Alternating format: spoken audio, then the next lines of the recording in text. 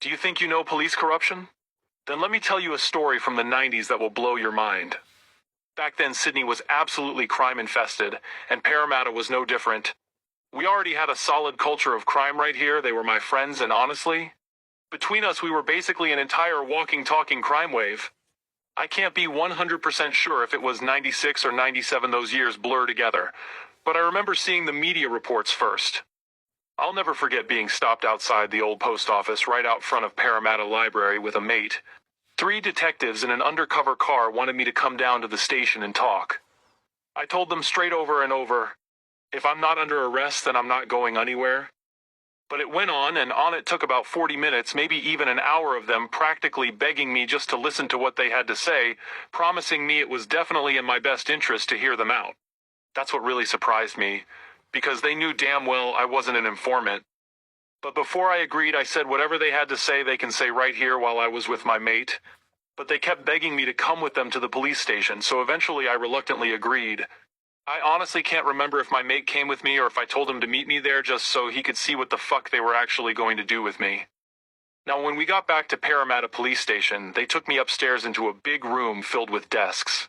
A few uniformed police were quietly sitting at some of them, just going about their business. Then they led me into an adjoining little room, what you'd call an interview room, but they left the door wide open. I could still see some younger uniformed officers right there in the bigger room at those desks and workstations. So there we are sitting in that interview room, and they start off trying to inflate my non-existent ego. What the fuck did I care about ego? I was a criminal because I grew up poor. I did it for money, not for a name. They kept telling me, so many guys are mentioning your name. Every time we talk to people around here or we arrest someone, your name keeps popping up. I went straight on the defensive. Well, whatever you've been told, I didn't do it. After basically pleading not guilty preemptively to whatever claims I suspected they really wanted to question me about, because I honestly thought this whole thing was just a trap, but I decided to listen so I'd know exactly what they had on me. Surprisingly, they cut straight to those media reports. They talked about the CCTV installations planned around Parramatta train station and the immediate business district, how the public and media were pushing hard for them, and all the pressure police were under to act. Then they just asked me straight out if I'd seen those reports. I told them, yeah, I'd seen them all right, and simply said, what's that got to do with me? Then they started talking straight with me. They said, look, innocent people are getting stabbed, beaten up, and robbed. Carjackings too, it's just not good for anyone. Not you and your friends, not us, and definitely not the public. While they were saying all that, I'm just sitting there thinking, yeah, it's definitely not good for us. And running through my head the whole time. And just because I never told the detectives, they absolutely knew I knew. Because these corrupt cops saw me at these locations. They knew I knew, and they didn't hide it from me. I was sometimes right there watching uniformed cops and detectives take those cash bribes. I don't want to say exactly where I saw this or name who was involved, but I was there for it all. First came the cash payments. I saw that happen multiple times at 2 different locations with 2 different people. Then later came the leather jacket incident. That was the last one I saw. Here's exactly how it went. Earlier that same day, this bloke I won't name bought a whole stack of stolen leather jackets off someone, and I was right there when he bought them. Later on, the police turned up. This guy started showing them those stolen jackets. And the cops just picked one each as their bribe. I don't reckon they even got any cash. That time just took the $800 jackets and walked away with them. And honestly, it made me incredibly suspicious of every single one of them. I thought they weren't just cheap, they'd completely betrayed everything they were meant to stand for. I would never have betrayed my guys. But seeing all this, I started wondering, what else were these gangsters handing over to them? What else were the cops taking that I wasn't seeing? But I never breathed a word about any of that. I just kept my mouth shut, sat back, and kept listening. Then they leaned in and said, look, mate, we know what you do, and you're not hurting innocent people physically. Yeah, sure, we know you're robbing everyone, the businesses, the high-rises, and we know you've got friends out there, but we aren't too concerned with what you're doing.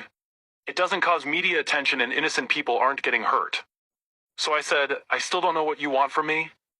They then continued again, stating they weren't interested in what I was doing, but the other stuff, and what these other guys were doing, needed to stop. So I pushed back and said, wait up, if you all aren't concerned with what I'm doing, why are your guys always arresting me, harassing me? They said, well, that's the thing, mate.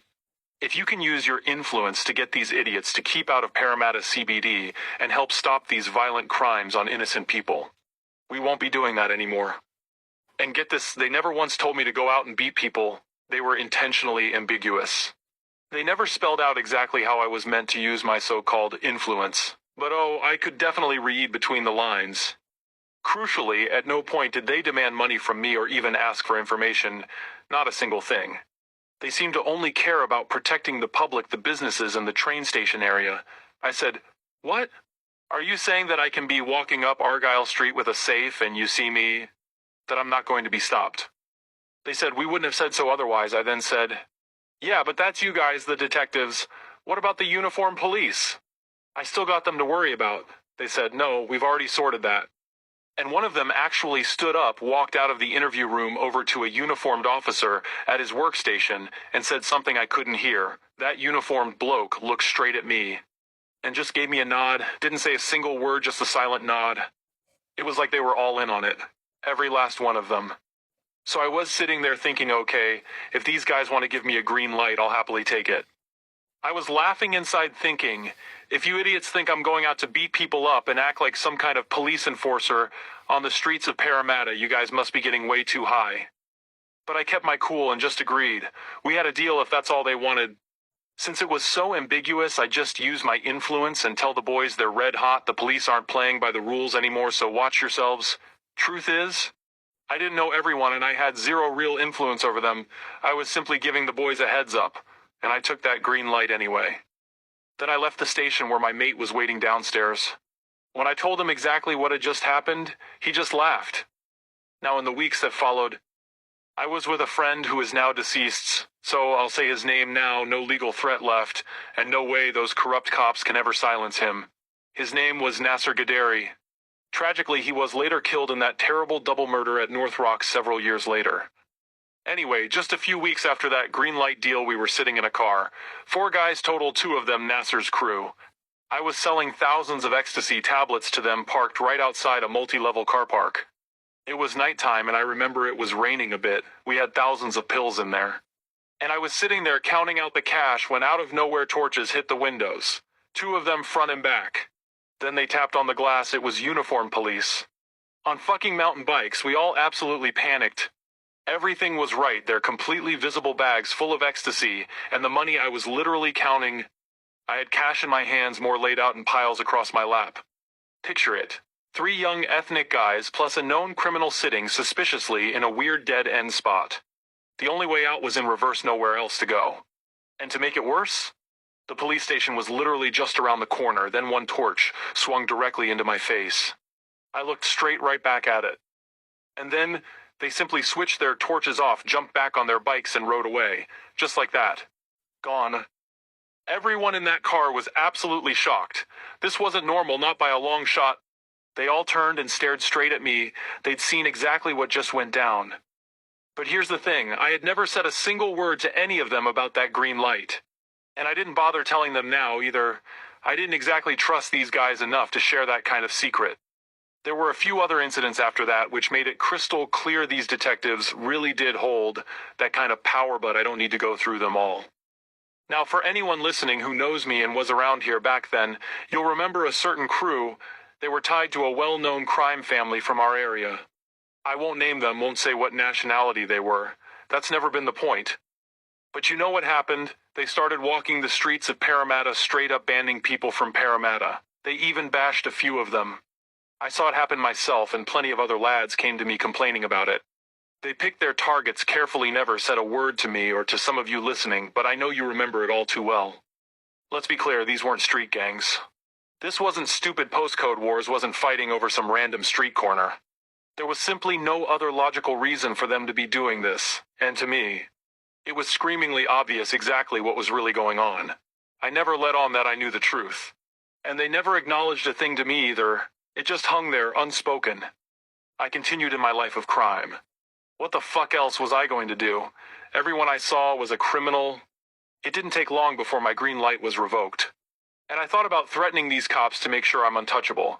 But I wasn't stupid. If they thought I was going to talk, I'd soon end up dead. I was young, but I'm not anymore. And I'm simply telling this story as a warning to those who think they won't outsource to an illegal proxy to do their dirty work for them.